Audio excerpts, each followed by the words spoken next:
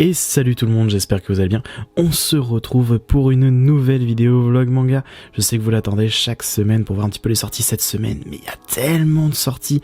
On commence d'ailleurs d'emblée, d'habitude il n'y a pas forcément grand chose ici, mais par le coffret Mini d'Abyss, les tomes 1 à 5 qui sont regroupés en un seul coffret, et avec un vrai coffret, il est solide, comme pour Solo Leveling par exemple, pour vous donner un exemple. C'est vraiment super agréable d'avoir ce genre de coffret dans les mains, vraiment.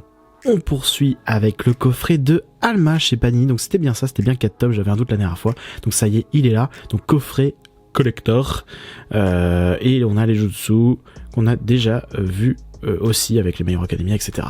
Ici, est-ce qu'on va avoir quelques nouveautés? Eh bien oui, on a quelques nouveautés qui sont là aussi, c'est impressionnant, il y en a partout cette semaine, mais vraiment il va y en avoir partout.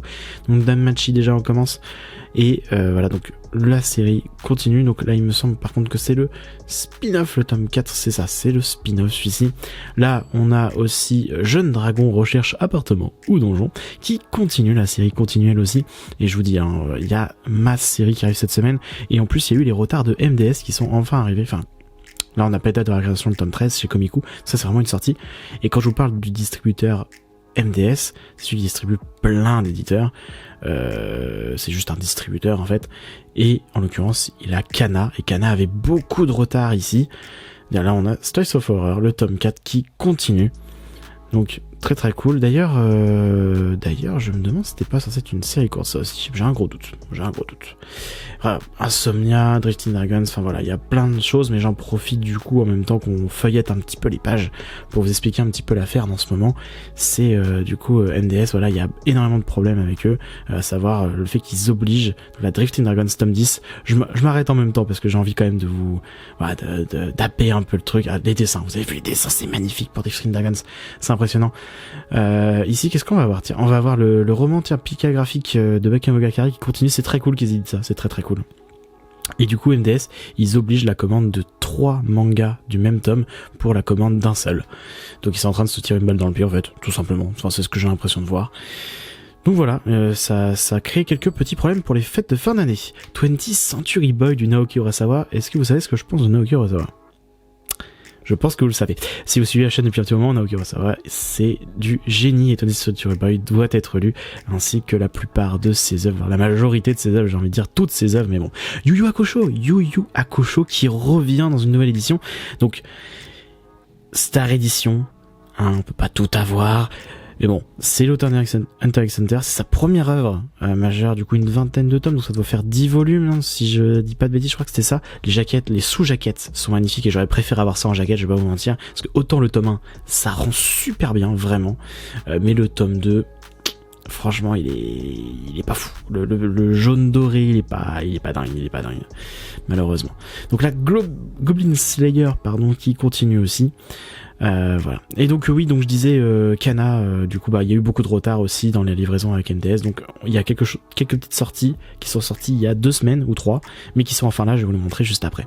Et là c'était le Fossoyeur, le tome 3 qui continue lui aussi. Là on a une nouveauté de chez Vega, Invade, qui commence, hein, cette fois, qui ne continue pas mais qui commence. Donc voilà, donc alors avec la surbrillance métallique un peu de la jaquette, très difficile, mais j'ai réussi à vous le mettre pour que vous puissiez le lire si vous avez besoin. Le petit résumé. En tout cas, on peut fêter ça. En tout cas, c'est intéressant de voir comment Vega essaye de s'éloigner. Enfin, depuis il rachat Dupuis, essaye de s'éloigner de ce qu'il avait pu mettre en place, justement, un petit peu avec Natsuko no Sake, Bateau de Thésée, etc. Part sur totalement autre chose, et en même temps, essaye de continuer quand même quelques œuvres traditionnelles, j'ai envie de dire, de l'éditeur. Donc ça, c'est très très cool. Pardon, du coup, Undead Lock, le tome 2 qui est là. Juste au-dessus c'était Konosuba, donc le 8 et 9 qui continue aussi chez Meian. Donc là on a plein de sorties Meian aussi cette semaine. Là on y va, il y en a partout. Là il y en a Gannibal qui continue. D'ailleurs c'est une série qu'on m'a énormément conseillé. D'ailleurs quand je vois ce genre de planche, oui, très clairement un jour faudrait que je m'y tente. Regardez moi, c'est ultra détaillé machin. Faut que je m'y intéresse. Nouveauté de chez Chateau qui commence. La vie de sa sœur a-t-elle plus de valeur que la sienne? Est-ce que les dessins sont sympathiques? Je ne sais plus parler, c'est pas grave, vous avez parfaitement compris ce que je voulais dire. Ouais. Bon, après, on peut pas juger un manga sur seulement le dessin, mais c'est vrai que ça encourage en tout cas à commencer une œuvre. Et là, j'ai pas d'accroche pour l'instant sur ça. Mais il y a d'autres œuvres de chez Tato que je veux lire et que je suis en train de lire d'ailleurs actuellement. Mais bon, là je pense qu'il y a une erreur, voilà, exactement. Donc le tome 1 et le tome 2 d'une nouveauté de chez Meian, je suppose. Oui, tout à fait, de chez Meian. Donc, l'honneur Life in Another World, je vais pas vous mentir, je pense que c'est un isekai. J'ai pas envie, voilà, d'aller dans des suppositions stéréotypées, mais vu le nom, je pense pas me tromper. Très franchement. The Quintessential Quintuplets qui continue aussi le tome 12. On approche de la fin parce que ça doit finir en 14 tomes de mémoire. Gotobun, je crois, en japonais. Et après, je sais pas s'ils vont faire d'autres trucs. On verra. I'm Standing on a Million's Life, le tome 3. Ça fait bizarre parce que j'ai l'impression que le tome 1 est sorti très récemment, mais en même temps, je crois que c'était le tome 1 et 2 en même temps. Donc c'est peut-être pour ça que j'ai l'impression de ne pas avoir vu passer le tome 2. Je pense d'ailleurs que c'est carrément ça. Et vous allez voir vraiment, il y en a partout. Franchement, je vais pas pouvoir tout vous montrer, je pense. On va voir comment je vais faire. Magical Girl qui continue aussi. Chez Meian toujours. Revenge, j'arrive du mal à le dire celui-là. Sigatan Cherry, le Kana, qui continue aussi, qui approche de la fin. Et ça, c'est vraiment très agréable à lire. Donc là, c'était le tome 5, l'autre. Jojo Lion, qui continue le tome 22. D'ailleurs, le tome 23 qui va avoir un collector et des intercalaires. Je trouve ce collector ultra juste. J'approuve. Et je pense même que je vais l'acheter pour le principe, ce geste Jojo, un jour je les lirai. Et franchement, je suis trop content de voir ça. Time Shadow, ça fait partie parfaitement de ce genre d'œuvre de chez Kana, qui ont mis beaucoup de temps à arriver en librairie. Moi, je l'attendais. Et je crois que le 12e est le dernier tome. Je crois. Je suis pas sûr. Ou c'était celui-là. J'ai un doute. Bon, je verrai à la lecture, de toute façon. Me dites pas, spoilez pas. Ici, on continue aussi cette série, donc avec le tome 2. D'ailleurs, c'était très récemment aussi que ce manga a commencé avec son tome 1. Je crois que mon pote l'avait lu, il m'a dit que c'était sympa. Bucket List of the Dead, le tome 3, qui continue, enfin, 100 Bucket List of the Dead, si vous voulez la version complète. Du comique, du zombie, et c'est pas souvent qu'on a du zombie en manga, donc moi j'étais plutôt content de voir ça. La princesse maudite et son servant immortel, du komiku, et j'ai un gros doute, parce que là les 2 tomes sortent en même temps, c'est pas une histoire en 2 tomes justement. Ça me paraît bizarre qu'ils sortent 2 tomes komiku d'un seul coup, parce qu'ils sont pas du genre à faire ça, donc peut-être que c'est en 2 tomes. Mais je suis pas sûr du tout. Ça a pas l'air d'être une aventure de tome en fait. Flo, on l'a déjà vu. J'ai récupéré l'Exlibris dont je vous avais parlé d'ailleurs. Tower of Gods, le tome 3, qui continue lui aussi d'ailleurs tranquillement son petit bonhomme de chemin. Soul Evening a un petit peu d'avance, attention à lui. Et puis en plus, vu qu'il y a un grand format, Soul Evening va sûrement avoir plus de personnes derrière lui. Les Liens du Destin, le tome 2, pareil, manga qui continue aussi son petit bonhomme de chemin. On a plein de mangas là, il y en a vraiment partout. C'est une très grosse semaine, je m'y attendais pas. Là on a Éperluette, je l'appelle toujours comme ça, mais il s'appelle End, parce que c'est le End, je répète à chaque fois, je suis sûr, mais Éperluette, j'adore ce mot. Donc voilà, on va l'appeler Éperluette. Hein, voilà. Birdman qui avance à une vitesse phénoménale, vraiment, c'était à 3 tomes. Ou 4 ou 5, je sais plus, puis d'un seul coup, poum, 8. C'est une vitesse ouf. L'elfe et le chasseur, enfin, The Elf and the Hunter, qui continue. Là, pareil, on continue aussi ce manga dont je n'ai même pas vu le titre, mais pourtant, c'est le truc avec les sorcières, l'éveil des sorcières, la dernière sorcière de la fin du monde, voilà. The Magus Bride, le bleu du magicien. Faites-vous plaisir, spin-off de Magus Bride. Ouh, c'était une belle planche ça. Je me suis spoilé, mais c'est une très belle planche. Je vais m'éclater à la lecture. C'est moi qui vous le dis. Teenage Renaissance qui continue lui aussi, et ça on m'avait dit que c'était du barré comique. Et le gérant du bazar adore ce manga. Alors il y a beaucoup de références culturelles, faut les avoir. Je pense que c'est mieux pour se marrer. Mais en tout cas, le dessin est très cool. J.K. Haru qui continue aussi là le tome 3. Je sais pas du tout ce que ça devient ça, mais je vous avoue que le postulat de base c'est passé au-dessus de la tête, mais puissance 10 000, Hiruma, tout ça on l'a vu. Yuzakura Family, le tome 5, pareil, donc ça continue tranquillement. D'ailleurs, est-ce que vous avez un avis sur cette série? Ça m'intéresse parce que maintenant on a 5 tomes, donc ça commence à peser un petit peu. N'hésitez pas à me donner un petit retour dessus, parce que moi je l'ai pas commencé, mais peut-être que... Enfin voilà quoi, vous avez compris. Alice in Borderland Retry qui du coup commence. Nous revoilà à Borderland. Moi je me suis fait la série live sur Netflix, il y a pas si longtemps que ça.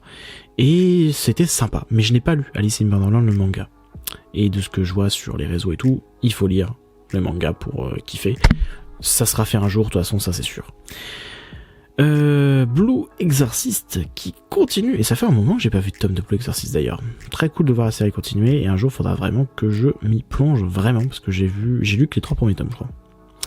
Tout ça, on a vu Kaguya et tout. Là, on a du Grand Blue, on a du Twilight Boon aussi, donc c'est pas facile à attraper, je vous avoue, c'est vachement loin pour moi en fait. On s'en rend pas compte, mais c'est très très loin. C'est très très beau ce dessin, c'est fou, c'est vraiment très très beau. C'est très très beau.